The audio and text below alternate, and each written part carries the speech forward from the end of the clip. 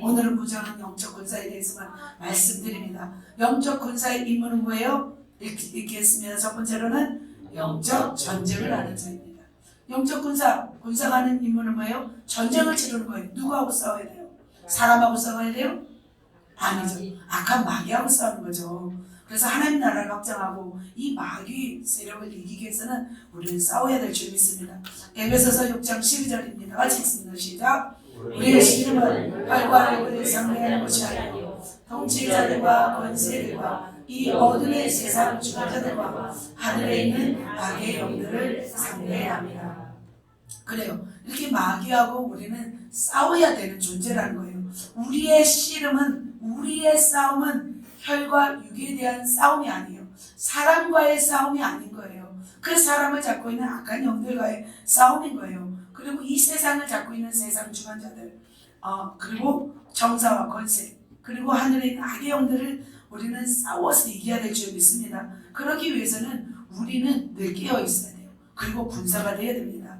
우리나라도 보면은 젊은 청년들은 반드시 뭘 필수로 해야 돼요? 필수로 갔다 와야 돼요? 병역을 마쳐야 되는 거예요. 그 임무를 이행하지 않으면 징계를 받아요. 그래서 유명한 가수도 지금 우리나라에 오지 못하고 있잖아요. 그 병역의 임무를 감당하지 못해서 대한민국에 오지 못하는 사람이 있습니다. 마찬가지로 영적인 하나님의 나라에서도 반드시 해야 할 임무가 있는 거예요. 바로 뭐냐면 영적 군사로서의 임무를 감당해야 된다는 거예요. 그래서 우리는 이 하나님의 나라를 확장하고 하나님의 일들을 감당하기 위해서는 반드시 원수들에게 빼앗겼던 이 나라를 차지해야 됩니다. 하나님의 자녀들이 지금 뭐냐면 원수에게 종노릇하고 있어요. 하나님을 멀리하고 있어요. 바로 누가 이렇게 하고 있기 때문인가요? 원수 마귀가 바로 이렇게 공중권세를 잡고 있어서 사람들로 하여금 하나님을 믿지 못하게 하고 있는 거예요. 요한계시록 12장 9절입니다. 같이 읽습니다. 시작. 큰 용이 외적이니 옛뱀 곧 마귀라고도 하고 사단이라고도 하며 온 천하를 꾀는 자라. 그가 땅으로 내쫓기니 그의 사자들도 그와 함께 내쫓기니라. 자, 이렇게 온 천하를 꾀는 자가 있어요. 바로 누구는 큰 용이 내쫓기니 옛뱀 곧 마귀라고도 하고 하는 사단이라고 합니다.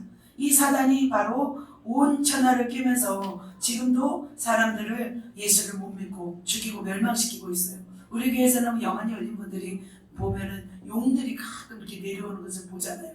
마찬가지로 이 땅에는 지금 어마어마한 악한 세력들이 그의 사자들과 함께 지금 이 땅을 다스리고 이 땅을 지금 꿰고 있다는 거예요. 그래서 특별히 예수 믿는 자들은 더 깨어나야 될 줄 믿습니다. 이 세상의 전쟁은 우리의 혈과 육에 대한 전쟁이 아니라 이 악한 자들과의 전쟁이기 때문입니다. 그리고 어떻게 하냐면 죽이고 멸망시키려고 해요. 우리 요한복음 10장 10절입니다. 도둑이 오는 것은 도둑질하고 죽이고 멸망시키려는 것뿐이요. 네, 여기까지입니다. 자, 도둑은 누구예요? 악한 마귀예요. 어떻게 하려고 온 거예요? 도둑질하고 죽이고 멸망시키려고 온 거예요. 그래서 얼마나 많은 사람들을 지금 막 죽이고 멸망시키고 막 영혼의 도둑질하는지 모릅니다. 그리고 그들이 하는 일은 이렇게 사람을 지옥으로 멸망시키려고 하는데 안간힘을 쓰고 있습니다. 그리고 또 어떻게 미혹하냐면 할 수만 있으면 믿는 자라도 미혹하려고 해요. 그래서 우리는 안일하게 있을 수가 없는 거예요. 자, 우리 있습니다. 마태복음 24장 24절입니다. 시작. 거짓 선지자들이 일어나 큰 표적과 기사를 보여 할 수만 있으면 택하신 자들도 미혹하리라. 네, 하나님의 사람들도 이렇게 하나님의 사람들도 미혹하려고 하고 있는 거예요. 자기 힘으로는 도저히 안 되잖아요. 하나님의 사람들은. 그런데 할 수만 있다면, 그러니까 자기의 힘과 노력과 모든 계략을 다 이용해서 할 수만 있다면 택하신 자들도 미혹하려고 하고 있어요. 왜 이들을 이렇게 미혹하려고 하고 있을까요? 왜 그러냐면 지금 자기의 때가 얼마 남지 않은 것을 알았기 때문이에요. 그래서 자기의 때가 얼마 남지 않았기 때문에 이렇게 할 수만 있다면 다 미혹하려고 하는 거예요. 더 악랄해지고 온갖 수단을 이용해서 인류를 멸망으로 이끌고 가고 있다는 거예요. 그래서 예수님이 오셨어요. 예수님이 오신 것은 우리를 구원하시기 위해서뿐만 아니라 이 약한 마귀의 일을 멸하기 위해서 오신 거예요. 만약 예수님이 오시지 않았다면 모든 사람들이 다 죽어가요. 다 지옥 가야 돼요. 하지만 예수님은 이렇게 오셨어요. 자, 요한에서 3장 8절 같이 한번 읽겠습니다. 시작. 너희는 처음부터 범죄함이라 하나님의 아들이 나타나셨으니 마귀의 일을 멸하려 하시니라. 그러죠. 예수님도 이렇게 마귀의 일을 멸하시기 위해서 이 땅에 오셨습니다. 그래서 우리는 반드시 군사가 되어야 됩니다. 마귀에 빼앗긴 하나님의 나라를 우리가 되찾기 위해서는 반드시 강력한 하나님의 사람들이 되어야 될 줄 믿습니다. 그래서 우리는 승리해야 돼요. 우리는 반드시 승리해야 됩니다. 두 번째입니다. 우리가 군사가 되어야 할 임무, 군사가 되어서 할 임무는 두 번째 뭡니까? 하나님 나라의 확장입니다. 말씀 읽겠습니다.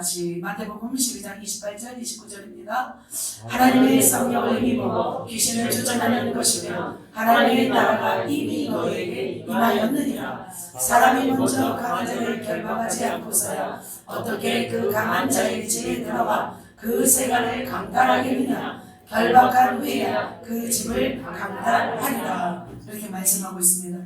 군사가 되어서 해야 할 임무는 바로 보이지 않는 이 세력들을 몰아내야 되는 임무이면서 동시에 하나님의 나라를 확장하는 것의 임무입니다. 이렇게 보여요. 사람이 먼저 강한 자를 결박하지 않고서야 어떻게 그 강한 자의 집에 들어가 그 세간을 강탈하겠느냐. 마찬가지인 거예요. 원수 마귀가 지배하고 있는 이 땅에서 그 세력들을 다 몰아내야만이 하나님의 나라를 확장할 수 있는 거죠. 이렇게 이 땅을 잡고 있는 불신앙과 어둠의 세력들을, 세상 주관자들을 완전히 멸하면서 복음을 전해야 될 줄 믿습니다. 사도 바울의 여행도 결국은 뭐냐면 하나님의 나라의 확장이었어요. 복음을 전하면서 그 땅에 있는 어둠이 떠나가고 그 땅을 잡고 있는 악한 영들을 물리쳐서 그 땅이 성령이 다스리는 하나님의 나라가 되게 하는 것이 바로 임무인 줄 믿습니다. 위대한 승리를 거두어서 영토를 확장한 영웅들이 있습니다. 하나님의 영웅들이 있습니다. 누가 있냐면 여러분이 잘 아는 갈렙, 여호수아가 있습니다. 갈렙은 가운데 유다 땅 보이시죠? 유다 땅. 유다 땅의 헤브론 산지를 차지하였습니다. 아낙 자손이 살고 있는 그 땅에 들어가서 그 땅을 차지하였습니다. 가만히 있는다고 땅을 점령하는 것이 아니에요. 여호수아는 13년 동안 가나안 7족속을 다 몰아냈어요. 그래서 공격했어요. 그들이 싸우려고 대적하지 않고 먼저 가서 그 땅을 차지한 거예요. 우리도 마찬가지예요. 우리도 악한 영에게 어떻게 할까요? 선방을 날려야 될 줄 믿습니다. 누가 가르쳐줬어요. 주먹을 말아서 이렇게 주면은 주먹이 세진대요. 이렇게 싸우면 안 돼요. 이렇게 싸우면 힘이 없어요. 말아서 싸워서 선방을 날려서 한번 주먹 줘볼까요? 자는 사람 깨우고. 자, 세지죠. 이런 주먹으로 마귀를 우리가 물리칩시다. 할렐루야. 아멘. 다윗은 가는 곳마다 승리하였어요. 아까 봐봐요. 아까 이 땅보다 제가 지도를 조금 이렇게 좁혔지만 이 땅보다 다윗이 차지한 땅은 너무 커요. 가는 곳마다 승리했습니다. 하나님의 도우심으로 골리앗에 싸워 이겼습니다. 다윗 시대는 모든 주변 국가들을 다 지배하였습니다. 전쟁에서 승리하였습니다. 30명의 용사가 있었고 3명의 목숨 건 그런 용사가 있었습니다. 이렇게 우리는 차지해야 될 줄 믿습니다. 더 영토를 차지한 사람이 있어요. 누굴까요? 이 사람이 바로 알렉산더 대왕. 헬라 알렉산더 대왕은 마케도니아 왕국의 초기 영역이었어요. 그런데 엄청난 왕국을 최대 영역으로 넓혔죠. 화살표는 뭐냐면 알렉산더 대왕이 원정로예요. 원정로. 그래서 우리 팔레스타인 지역 이집트를 통해서 인도까지 갔던 모습을 봅니다. 그는 치고 들어간 거예요. 그의 싸움 기술은 아주 지혜로웠어요. 당시 나이가 몇 살이었냐면 20살이었어요. 자, 20살 손 들어보세요. 20살 우리 아들 내년에 20살. 20살에 저렇게 원정을 10년 동안 해서 차지한 거예요. 어마어마한 거죠. 그의 나이 20살에 아버지 빌리포스가 죽었어요. 대신해서 왕위를 차지했어요. 그러면서 그 왕위를 더 사람들이 얼마나 무시했을 거예요. 20살에 왕이 됐으니까. 그런데 전 세계를 제패하며 나아갔어요. 그의 머리는 비상했어요. 그는 용맹했어요. 중간에 이수수 전투 있죠. 4만의 군사를 가지고 11만을 이겼어요. 페르시아군을 이겼어요. 가우가멜라 전투가 있죠. 4만 7천을 가지고 30만의 페르시아군들을 이겼어요. 어마어마한 싸움이었어요. 그래서 그는 이렇게 동쪽 끝까지 이 우리나라까지 오려고 했었대요. 이 알렉산더가. 그런데 이제 중간에 돌아왔죠. 향수병 때문에. 그는 페르시아 군대를 이기기 위해서 굉장히 머리를 썼어요. 바로 이게 뭐냐면 팔랑크스 긴 창을 가져가서 그의 어떤 전열은 쐐기 형태, 대각선 형태로 모집을 했어요. 보면은 이렇게 했는데 빨간 것이 그 뭐죠? 페르시아 군사. 그다음에 파란 군사가 바로 이 그리스 군사예요. 알렉산더. 그래서 수가 엄청난 차이잖아요. 4만 7천과 거의 30만은 대결할 수가 없는 거예요. 그런데 그가 어떻게 했냐면 알렉산더 대왕은 주력이 팔랑크스, 아까 그 팔랑크스를 가운데다 대고 발빠른 기병들을 우회해서 적의 후방을 가서 이렇게 이기는 싸움이에요. 이제 여러분이 이거 보고는 모를 거예요. 근데 나중에 한번 설명하도록 하겠습니다. 그렇게 해서 다 공격하고 있을 때 저 가운데 다리오 왕을 쳐서 들어가서 다 도망가요. 그러면 다시 위에서 싸우고 있는 사람 그 군사들을 이긴 거예요. 그래서 이거는 정말 적의 후방을 급습하여서 전열을 흐트러뜨리고 적에게 어떤 엄청난 피해를 주는 전술이었어요. 그래서 이 전술을 누가 사용했냐면 나중에 징기스칸이 사용해요. 징기스칸이 나중에 유럽까지 접배하잖아요. 그래서 어마어마한 땅을 차지한 사람이 바로 알렉산더였습니다. 마찬가지로 우리는 어떻게 해야 될까요? 이 알렉산더도 이렇게 차지했다면 우리 하나님을 믿는 사람들은 우리도 하나님의 나라를 확장해야 될 줄 믿습니다. 이미 원수 마귀에게 점령당한 이 하나님의 나라, 빼앗긴 하나님의 나라를 우리는 차지하기 위해서 우리는 달려가야 될 줄 믿습니다. 우리는 무엇으로 이 하나님 나라를 확장해야 돼요? 마귀를 죽이고 복음을 나가서 전도해서 바로 잃어버렸던 이 하나님의 나라를 차지해야 될 줄 믿습니다. 그래서 우리가 좀 더 세게 공격을 해야 될 것 같아요. 우리 자신조차도 감당하지 않으면 안 되죠. 우리 자신을 감당하면서도 능력을 받아서 우리가 하나님의 나라를 확장합시다. 자, 지금까지는 하나님의 군사의 임무에 대해서 말씀드렸습니다. 그렇다면 임무를 감당하기 위해서는 우리는 무장해야 돼요. 그들과 싸워서 이겨라면 무장과 함께 장비가 필요합니다. 어떤 장비가 필요할까요? 보도록 하겠습니다. 영적 군사의 무장. 첫 번째로는 전신갑주로 우리는 무장해야 합니다. 자, 에베소서 6장 13절입니다. 같이 읽습니다. 시작. 전신갑주를 취하라. 이는 악한 날에 너희가 능히 대적하고 모든 일을 너희에 서기 위함이라. 첫 번째로 보면은 전신갑주를 입으라고 했습니다. 구원의 투구, 성령의 검, 의의 흉배, 그 다음에 진리의 허리띠, 믿음의 방패, 병안의 복음의 신입니다. 자, 이렇게 무장했으면 이 로마 군사가 이렇게 무장했어요. 예수 당해낼 수가 없는 거예요. 다른 페르시아, 이집트 당해낼 수가 없는 무장을 하고 싸웠던 것입니다. 자, 하나하나 구체적으로 보도록 하겠습니다. 첫 번째는요, 진리의 허리띠. 자, 그런즉 서서 진리로 너희 허리띠를 띠고 이렇게 있습니다. 바른 것이죠. 그러니까 진리의 허리띠는 뭐냐면 민첩하고 재빠르게 행동할 수 있도록 옷과 옷을 연결시켜주는 거예요. 그래서 로마군은 위아래로 나뉘어졌는데 그 허리띠가 중간에 연결하는 도구였던 거예요. 처음에는 이 가죽 허리띠로 띄었는데 장신구들을 달 수도 있었대요. 물통도 달았대요. 가죽 띠니까 얼마나 단단했겠어요. 성경에는 또 어떤 말씀이 있어요? 너희 허리를 동이라 말씀이 있어요. 허리를 동이라는 것은 언제든지 급한 상황에 움직일 수 있는 자세를 의미합니다. 그래서 진리로 무장하고 움직임, 자세를 의미한 거죠. 그래서 여러분은 하나님의 진리의 말씀으로 무장해야 돼요. 여러분은 진리로 무장하고 있습니까? 이 진리로 무장하지 않으면 싸울 수가 없는 거예요. 싸워서 이기려면 반드시 진리로 사로잡혀요. 진리가 무엇일까요? 그러면 성부, 성자, 성령이 삼위일체 진리, 이런 진리가 있어야 돼요. 또 뭐예요? 그리고 하나님의 6일 창조, 진화론이 아니에요. 창조론이 진리인 거예요.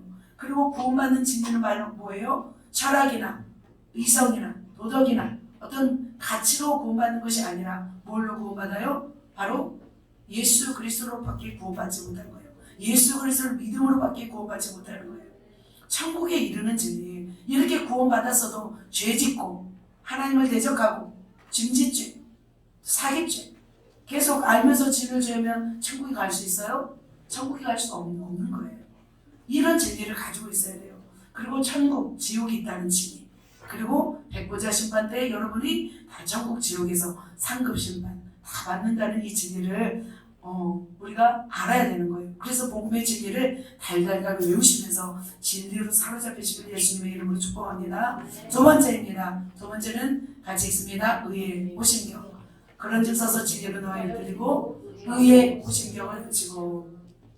자, 이거예요. 흉배, 의의 오심경, 의의 흉배라고 말할 수 있어요. 흉배는 로마 군사들이 사용하는 저 무게가 몇 킬로 있냐면 10kg 정도 되었대요. 그래서 흉배는 시대에 따라 여러 가지 다양했는데 그 안에 가죽끈을 이용해서 이 흉배들을 묶는 거예요.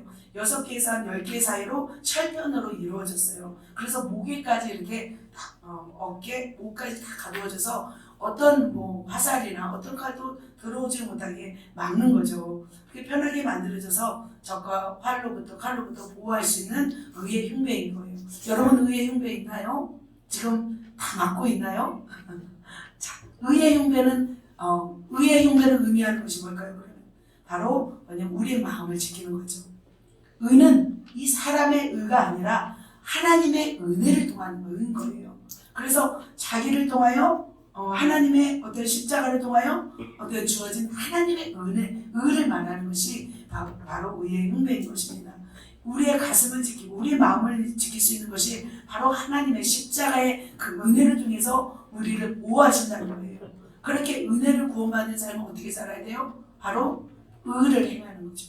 그러면서 또 어떻게 해요? 은혜로운 내 모든 것이 주님의 은혜로밖에 될 수 없다는 것을 우리가 고백할 때 우리의 마음을 지키는 거예요. 그래서 우리가 더 어렵게 살면서 하나님의 은혜를 힘입어야만이 우리의 마음을 지킬 수 있는 것입니다. 여러분 다 같이 이렇게 의행별을 다 소유하시기를 예수님의 이름으로 축복합니다. 세 번째는 읽습니다. 복음의 신발 같이 읽습니다. 평안의 복음이 준비하는 것으로 신을 신고. 평안의 복음의 신 여러분 신고 있습니까? 자, 로마의 최강의 전투 부대에 있던 로마 군대는 지금과 다르게 건조한 지역이에요. 그래서 지역에 맞는 단구 형태의 이 신발을 신었다고 합니다. 이 신발 이름이 칼리가라고 합니다. 그래서 밑에 보이시나요? 쇠 무거운 진을 박았어요. 그리고 발목은 가죽끈으로 묶었어요. 그래서 두꺼워서 웬만한 어떤 못이나 어떤 돌이나 이런 것도 부상당하지 않았대요. 굉장히 강력한 신발이었습니다.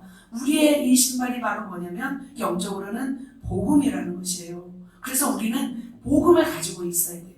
복음을 가진 자가 전진할 수 있습니다. 우리는 복음을 증거하기 위해서 적극적으로 영적인 전쟁터에 나가야 될 줄 믿습니다. 강력한 무장, 복음의 신발을 신을 때 우리는 승리하게 될 줄 믿습니다. 그래서 우리는 복음이면 충분해야 돼요. 다른 것이 아니에요. 다른 은사와 여러 가지 다양한 것들이죠. 하지만 가장 중요한 핵심은 복음이어야 될 줄 믿습니다. 그래서 지난주도 참 이렇게 복음을 전했던 모습을 우리 정말 이렇게 보았는데 이봉준 지사님 마이크를 놓지 않아요. 예수 믿으세요. 전주 시민 여러분, 지금은 예수님을 믿어야 할 때입니다. 예수 믿으세요. 얼마나 멋져요. 바로 그럼 딱 이봉준 지사님 얼굴이 달라지셨죠? 되게 굳건해지셨어요. 그렇게 복음을 전하시니까 흔들리지 않는 이 무기가 된 거죠. 여러분 다 예수님의 이름으로 복음의 신을 신길 예수님의 이름으로 축복합니다. 아멘. 네 번째입니다. 모든 것 위에 믿음의 방패를 가지고 이로써 능히 악한 자의 모든 불화살을 소멸하고. 자, 뭘 가지래요? 믿음의 방패입니다. 로마의 방패는 이렇게 생겼죠. 가로가 75, 세로가 120. 저 뒤에 있는 저 테이블 있잖아요. 그보다 조금 더 저만한 게 딱 75에 120, 100 조금 더 커요. 저보다. 그러면 굉장히 큰 방패죠. 굉장히 무거웠대요. 직사각형으로. 그래서 이 방패를 들고 가기 위해서는 특수훈련을 받았대요. 이 믿음의 방패도 들고 가는 게 쉬운 게 아니에요. 그냥 믿음 이렇게 막아내는 게 아닌 거예요. 저 어마어마한 큰 방패를 들고 적들의 화살을 막고 적들의 불화살을 막았어요. 자, 이 안에는 어떻게 보관되어 있냐면 방패에 가죽을 대고 거기에 물을 뿌려서 적의 불화살을 막을 수도 있다고 합니다. 그래서 우리도 마찬가지죠. 우리가 믿음으로 자신을 보호해야 될 줄 믿습니다. 믿음이 없으면 하나님을 기쁘시게 할 수 없어요. 믿음이 있어야 적들을 막을 수 있어요. 믿음이 흔들리면 상대방의 칼에 맞게 돼요. 그래서 우리는 어떻게 해요? 믿음을 가져야 될 줄 믿습니다. 여러분 강한 믿음을 가지고 있나요? 믿음에도 단계가 있습니다. 첫 번째 단계, 구원받는 믿음의 단계. 두 번째, 말씀대로 살 수 있는 단계. 세 번째, 성령의 능력을 받고 정말 흔들리지 않은 믿음의 단계들이 있습니다.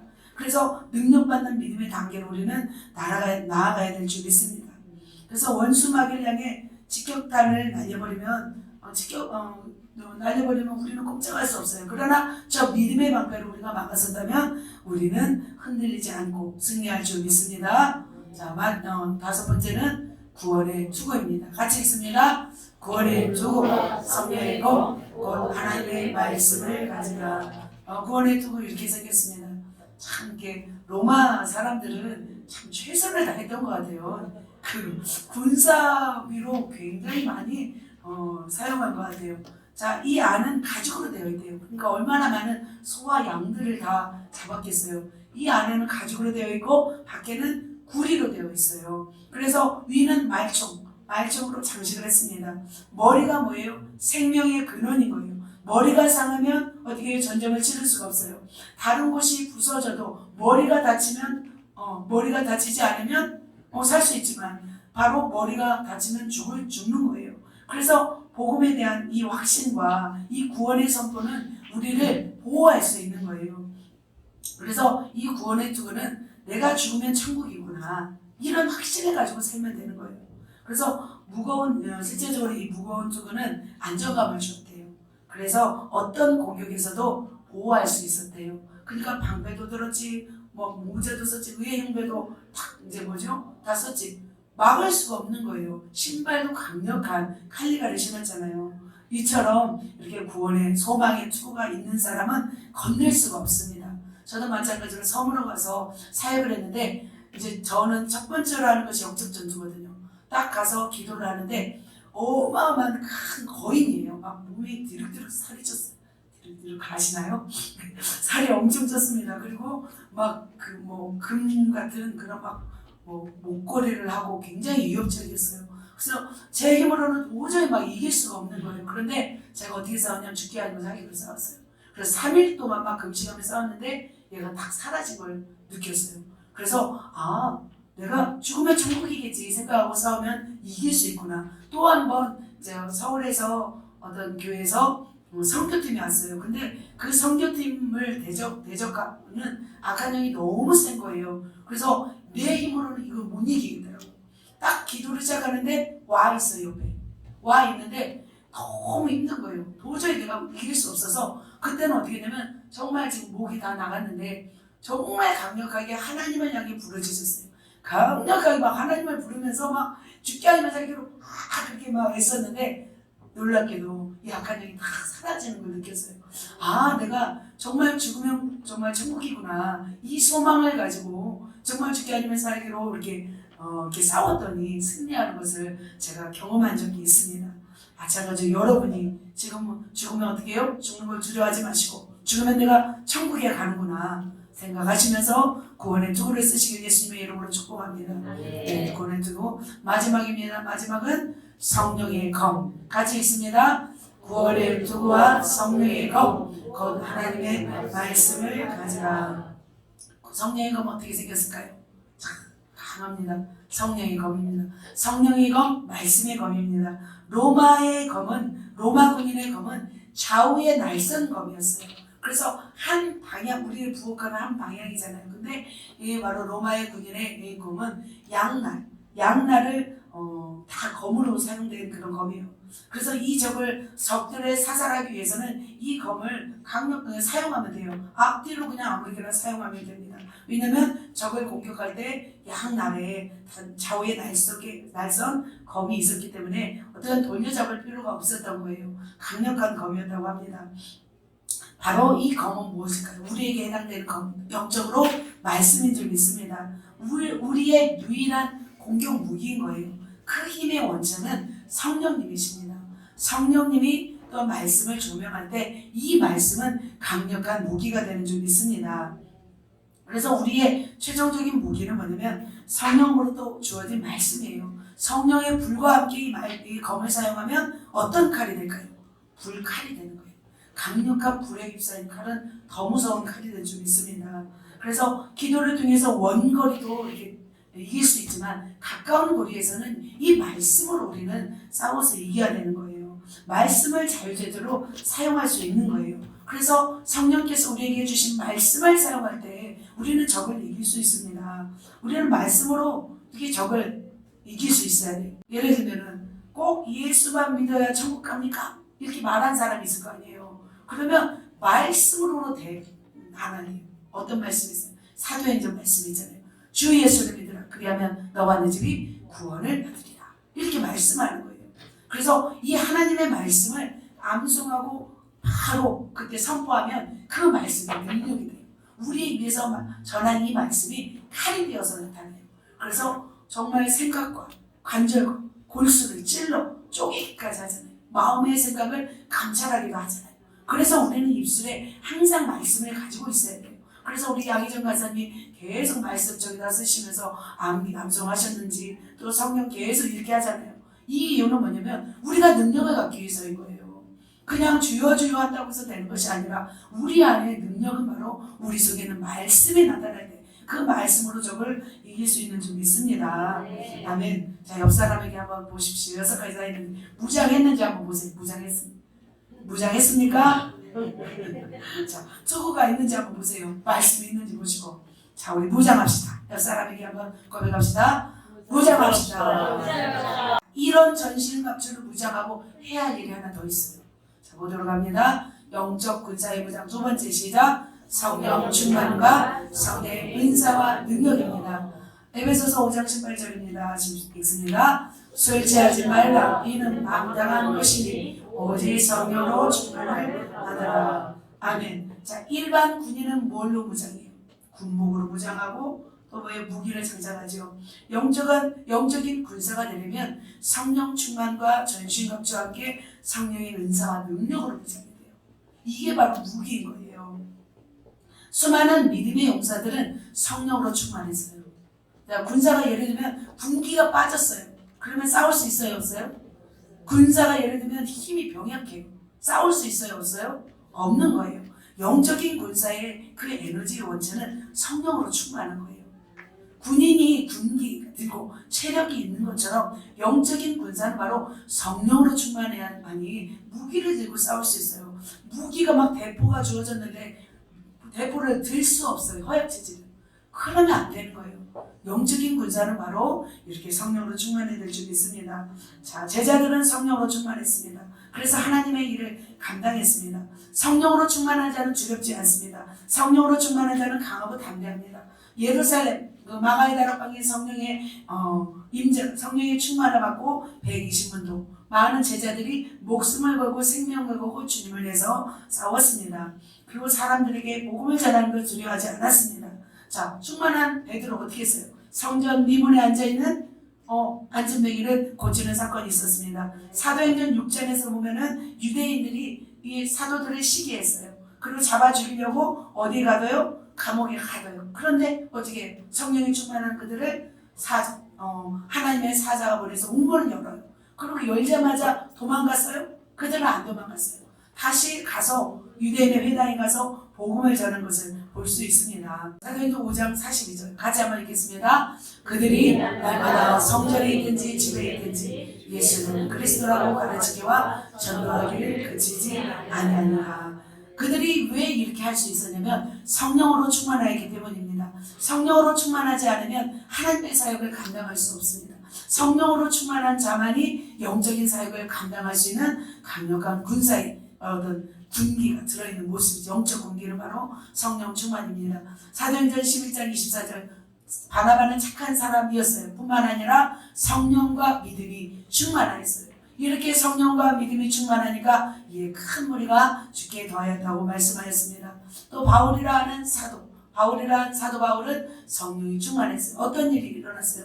구브로에서 박수 엘루마라는 사람이 있었어요. 그는 악한 자였어요. 그래서 이 복음을 방해했어요. 그런데 사도 바울이 충만하니까 그에게 선포하자마자 그의 눈이 어두워져 버려요.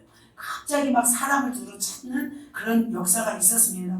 이처럼 두려울 것이 없는 거예요. 성령 충만하면. 우리는 두렵나요? 세상이 두렵나요? 사람이 두렵나요? 성령으로 충만하면 두려움이 없는 줄 믿습니다. 그래서 우리 교회가 정말 그 마가의 다락방에 임했던 그 불이 임해야 될 것 같아요. 지금은 그분이 한 10분의 1 정도 되는데 더 강력하게 임해서 모든 성도가 다 성령으로 충만을 받고 담대하게 세상에 나가서 승리했으면 좋겠습니다. 사도행전 20장 23절입니다. 사도 바울의 고백입니다. 시작. 오직 성령이 각성에서 내게 증언하여 결박과 환난이 나를 기다린다 하시나. 결박과 환난이 기다린다 했어도 사도 바울의 고백은 뭐였어요? 나의 달려갈 길과 주 예수께 받은 사명, 곧 하나님의 은혜의 복음을 전하는 것을 마치려면 나의 생명도 조금 더 귀한 것으로 여기지 아니하노라. 이렇게 고백하며 달려간 것을 보았습니다. 그리고 나서 그는 붙잡혀요. 예루살렘에서 붙잡혀요. 감옥에 있으면서 그는 어떻게 했어요? 벨릭스에게 의와 절제와 장차오는 심판에 대해서도 강론하는 것을 볼 수 있습니다. 그는 감옥에서도 주눅들지 않았어요. 그리고 어떻게 제자들에게 계속 편지를 보냈습니다. 그리고 교회들을 격려하는 모습을 보았습니다. 이처럼 우리는 성령으로 충만할 때 우리 영적인 군사로서의 모습을 갖추게 됩니다. 뿐만 아니라 그렇게 성령으로 충만한 자는 하나님이 무기를 주세요.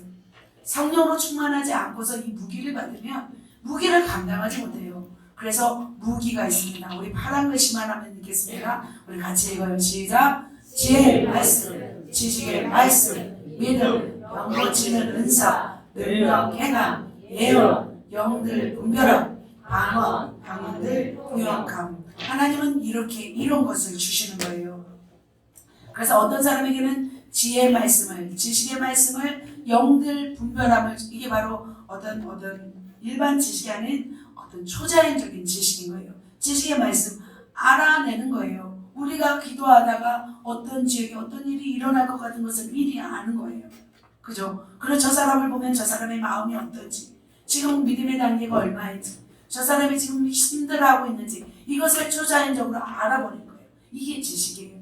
우리 교회는 지식의 은사를 가지신 분들이 몇 분 계신데 이렇게 초자연적으로 알아보는 거예요. 그 사람이 합격할지, 그 사람이 합격 안 할지, 그 사람이 공부를 잘하고 있는지, 이거를 초자연적으로 아는 지식이 바로 지식의 말씀인 거예요. 지혜의 말씀은 뭐예요? 그 사람에 맞게 그 사람을 어떻게 하면 변화시킬 수 있는 말씀을 알아서 지혜롭게 말할 수 있는 분이죠. 그 사람이 뭐 학식이 없을지라도 참 어떤 분은 참 지혜롭게 말하시는 분들이 있어요. 바로 지혜의 말씀이에요. 영들 분별함.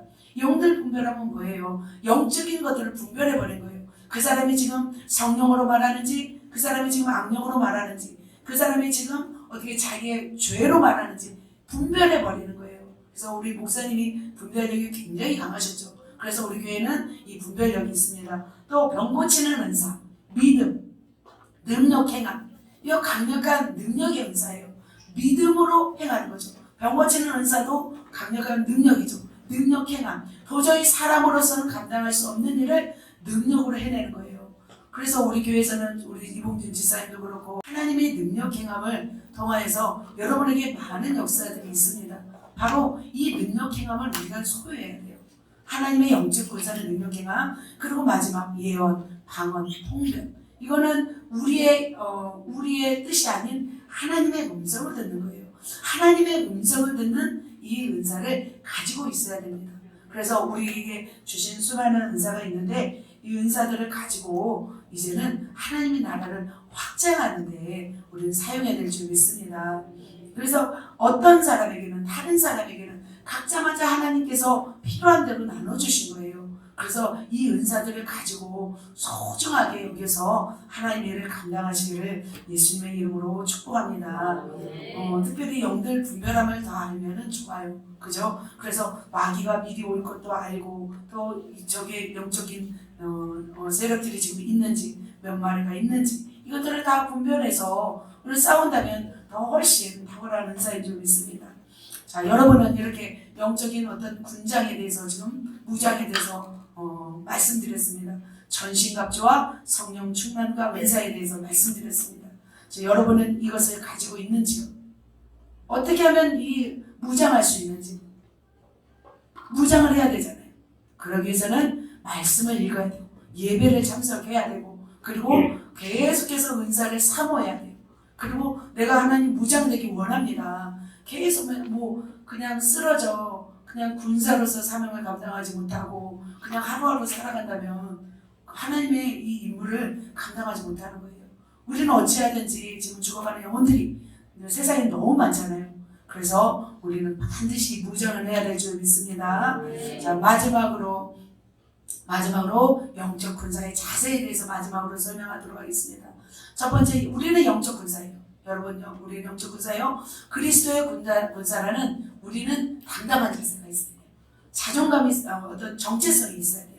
우리 디모데후서 2장 3, 4절 읽습니다. 시작. 너는 그리스도 예수의 좋은 병사로 나와 함께 고난을 받으라. 병사로 공부하는 자는 자기 생활에 얽매이는 자가 하나도 없나니 이는 병사로 모집한 자를 기쁘게 하려 함이라. 자, 우리는 누구를 위해서 군사 사명을 감당할 자로 부르심을 받았어요? 바로 예수, 만왕의 왕 되신 예수 그리스도의 영적인 군사인 줄 믿습니다. 왕의 호위무사와 장관의 호위무사 다르죠? 달라요. 마찬가지예요. 저는 여러분과 저는 뭐냐면 하늘 왕국의 왕이신 그 하나님 예수 그리스도의 영적 군사인 거예요. 그래서 나는 어떤 자이냐면 주님의 병사이고 주님의 병사, 왕의 군인인 거예요. 왕의 군인. 이것보다 이것을 안다면 우리의 자세는 어떻게 될까요? 우리의 자세는 당당한 거예요. 저와 여러분은 정말 군사로 부르셨구나. 주님의 군사로 부르셨구나. 그래서 우리는 자부심을 가져야 된다는 거죠. 우리는 하나님의 자녀로 성장하였고 이제는 주님의 좋은 군사로 부르심을 받은 자녀입니다. 그렇다면 우리는 자랑스러워야 돼요. 우리의 모습은. 그래서 나는 좋은 군사입니다. 우리 옆 사람에게 한번 선포합시다. 당신은 예수님의 좋은 군사입니다. 당신은 왕의 호위무사입니다. 진짜입니까? 그래요. 우리는 예수 그리스도 왕의 군사인 줄 믿습니다. 그래서 우리는 당당한 자세로 서 있어야 돼요. 악한 마귀를 대할 때도 절대 주눅들면 안 돼요. 사람을 대할 때도 주눅들면 안 돼요. 내가 지금 누군데? 그렇다고 교만하라는 건 아니에요. 하지만 내가 지금 주님의 군사인데 나를 통해서 지금 주님의 나라가 확장되고 있는데 이런 담대한 마음이 우리 안에 있을 때 치고 들어갈 수 있는 거예요. 알렉산더가 얼마나 용감했는데요. 25살에 세계를 제패했어요. 다윗이 얼마나 용감했는데요. 어마어마한 그 이스라엘 땅을 다 다스리는 그 주변 국가까지 다 다스리는 왕이 되었어요. 마찬가지로 우리가 겸손해 어떻게 우리가 할 수 있을까 이러면 안 된다는 거예요. 우리는 이제는 그것은 주님 앞에서는 그렇게 하시고 우리가 이제는 가져야 할 자세는 당당한 자세와 이 땅은 내 땅이다. 누가 그랬어요? 갈렙이 그랬잖아요. 저들은 우리의 밥이다. 두 번째로는 그렇다면 또 어떤 자세가 있는지 한 가지 더 말씀드리고 마칩니다. 항상 깨어있는 자세. 군사는 깨어 있어야 돼요. 자, 읽습니다. 시작. 모든 기도와 간구를 하되 항상 성령 안에서 기도하고 이를 위하여 깨어 구하기를 항상 힘쓰며 여러 성도를 위하여 구하라 말씀하고 있습니다. 영적 군사는 바로 깨어 있어야 돼요. 깨어서 하나님께 구해야 될 줄 믿습니다. 이스라엘 백성은 포로로 끌려갔어요. 다시 돌아와서 성벽을 쌓고 있었어요. 느헤미야와 함께. 그런데 깨어있지 않으면 안 될 상황이었어요. 왜냐하면 방해자들이 나타났기 때문이에요. 바로 이런 상황이었습니다. 산발락과 도비아와 아라비아 사람들과 암몬 사람들과 아스도 사람들이 예루살렘 성을 중산하는 소리를 듣고서 그 허물어진 틈이 메꿔간다음을 듣고서 분노했어요. 악한 영들인 거죠. 우리 교회가 세워지는 것을 누가 제일 분노할까요? 악한 영이 분노하는 거죠. 마찬가지로 저렇게 예루살렘 성벽이 세워지는 것을 산발락과 도비아가 분노했어요. 그리고서 예루살렘에 가서 치고 그것을 요란하게 하자 했던 거예요. 아스도 사람들, 도비아, 산발락 잘 안 보이죠? 이렇게 막 분노하고 있었어요. 어떻게 하면 이것들을 막을까? 원수마귀가 지금 그런 거죠. 그런데 어떻게 했어요? 그들은 두려워하지 말고 싸우자 하면서 느헤미야가 그들을 격려했어요. 파란 글씨만 한번 읽겠습니다. 시작. 한 손에는 병기를 잡았는데 건조하는 자가 각각 허리에 칼을 차고 밑에 물을 기르러 갈 때로 각각 병기를 잡았느니라. 우리의 삶이 이래야 돼요. 한 손에는 병기, 한 손에는 뭐예요? 건축, 뭐 일을 한다는, 여러분의 삶 속에서 일을 하는 거죠.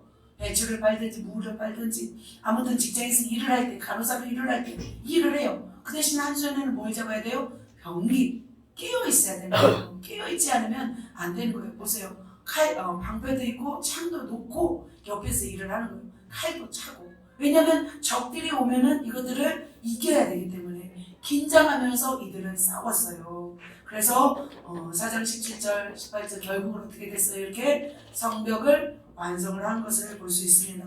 바로 군사의 삶은 이렇게 깨어야 되는 거예요. 우리는 자다가도 지금 깰 때인 거예요. 교회 와서도 자면 안 되는 거죠. 우리 삶 속에서도 자면 안 되는 거예요. 우리는 항상 깨어 있는 거예요. 그런 자가 하나님의 군사인 거고 하나님의 나라를 확장할 수 있는 거예요. 다 자, 모든 사람이 다 자. 그러면 어떻게 해요? 당한 거예요. 우리나라가 그래서 당했잖아요. 코로나로 당하고. 이 나라가 얼마나 당해요. 지금 차별금지법으로 얼마나 지금 고통하고 있습니까? 우리가 자고 있을 때 원수마귀가 들어와서 급습했던 거예요. 이제 어떻게 해야 돼요? 그들을 다 몰아내야 되잖아요. 그래서 베드로 사도가 이렇게 말씀하고 있습니다. 이 말씀이 우리의 삶 가운데 이제는 적용되어서 이렇게 살기를 예수님의 이름으로 축복합니다. 같이 있습니다. 시작. 근신하라 깨어라 너희 대장 마귀가 오늘 사자같이 두루 다니며 삼킬 자를 찾나니. 자, 근신하고 깨어요. 우리 아이들도 깨어 있어야 돼요. 이 중고등부 청년들 더 깨어 있어야 돼요. 세상이 얼마나 지금 완악해져 가고 있는데, 얼마나 타락하고 있는데, 이 마지막으로 떼고 가고 있는데 우리는 어떻게 해야 되냐면 근신하고 깨야 돼요. 그러면 누가 삼킬 자를 찾는데요? 마귀가. 누구처럼? 사자처럼. 사자 한번 볼까요? 사자. 이렇게 삼킬 자를 찾아다니는 거예요. 그럼 우리가 자고 있어야 될까요 지금? 우리는 깨어야 될 줄 믿습니다. 그래서 이렇게 깨어있는 자의 모습은 항상 어떻게 살아야 되냐면 기도하는 자가 깨어있는 자예요. 기도하지 않으면 깨어있지 못해요. 그래서 모든 기도, 삶 속에서 드리는 모든 기도, 간절히 구해야 돼요. 특별하게. 더 간절히 구해야 돼요. 그리고 성령 안에서 너희 구할 것을 구하는 거예요. 성령 안에서. 성령님이 인도하는 대로 구하는 거예요. 내가 원하는 대로 기도하는 것이 아니라 성령님이 원하시는 기도를 하는 거예요. 그러면 성령님의 때로는 저의 기도를 할 때가 많아요. 우리 교회를 위해서 기도하고 싶을 때가 있어요. 근데 성령님은 나라를 위해서 기도해라. 그러면 나라를 위해서 기도하게 되더라고요. 대통령을 위해서 기도하라. 대통령을 위해서 기도하는 거예요. 성령 안에서 우리가 깨어 기도할 때 가장 필요한 기도를 드릴 수 있는 줄 믿습니다. 그래서 우리는 잠시도 나대하거나 잠시도 잠자는 모습이 아니라 정말 군사로 부르신 자는 군사답게 깨어 있어야 될 줄 믿습니다. 왜냐하면 도둑이 언제 들어올지 몰라요. 저 굶주린 사자. 사자처럼 어떻게 해요? 두루 찾아다니며 삼킬 자를 찾고 있기 때문인 거예요. 그렇기 때문에 우리는 깨어서 기도하면서 우리는 정말 많은 영혼들을 살리고 하나님 나라 확장하는 그런 하나님의 군사들이 되시기를 예수님의 이름으로 축복합니다. 말씀을 마칩니다. 우리 군사로 부른 자는 바로 누구예요? 저와 여러분인 줄 믿습니다. 마지막 때를 살아가기 위해서는 반드시 이 포지션을 가지셔야 돼요. 군사의 포지션인 거예요. 오늘은 먼저 군사의 포지션을 말씀드렸습니다. 그러나 신부의 포지션, 신부의 모습, 군사 영성으로 가져야 돼요. 그래서 예수 그리스도의 거룩함을 닮아야 돼요. 우리 속에 있는 죄를 다 버려야 돼요. 그리고 외면으로는 강력하게 군장을 메고 무기를 갖추고 그래서 군사로서의 살아가야 되는 줄 믿습니다. 아름답고 순결하고 거룩한 군사는 강력한 힘과 포스를 가지고 있는 줄 믿습니다. 바로 외적인 열매, 내적인 열매인 거예요. 우리를 위해서 하나님은 이 군사로 살려고 하는 거예요. 군사로 사는 자에게 하나님이 천국에서 그냥 모자 하나 주시겠습니까? 개털 모자 하나 주시겠습니까? 아니죠. 하나님의 면류관을 우리에게 써주신다는 거죠. 그래서 우리 교회는 군사, 또한 내면은 아름다운 신부가 되어서 이 마지막 때를 감당하고 이 하나님의 나라를 확장하는 강력한 하나님의 사람 되시기를 예수님의 이름으로 축복합니다. 아멘. 군화 신고 달려가는 신부 같이 읽습니다. 읽고 마칩니다. 영적 군사의 임무, 영적 전쟁하고 하나님의 나라 확장. 영적 군사의 무장, 전신갑주, 성령 충만과 은사. 영적 군사의 자세, 당당한 자세, 깨어있는 자세. 이렇게 살아가시기를 예수님의 이름으로 축복합니다. 아멘. 기도하겠습니다.